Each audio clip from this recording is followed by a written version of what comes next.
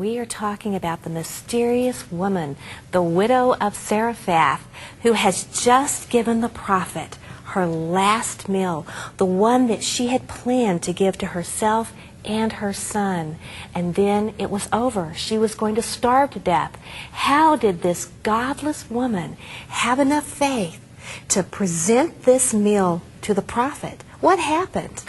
You know, faith is a gift. And it's a gift we can ask for, and it's a gift that we can grow. Jesus commended this woman. There were a lot of widows in the land at that particular time.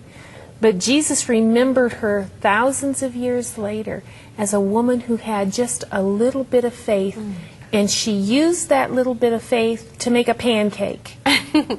And that's all God asks of us, is to just use the little bit of faith that we have and step out. And what He's put in our hands. What you have right now. He doesn't ask you to necessarily feed an army, but to use with what you have.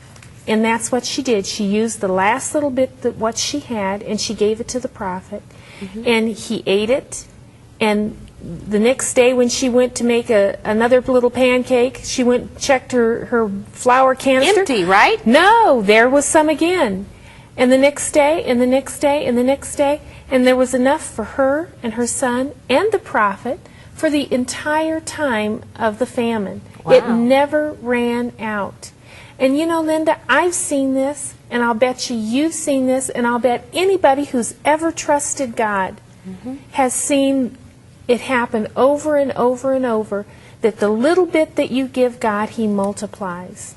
But that's the widow of Zarephath. Well, when He taps us to give, He deepens our pockets so that we can take what we have and do the work that He has given us to do. And that requires faith. Well, faith is like a fire.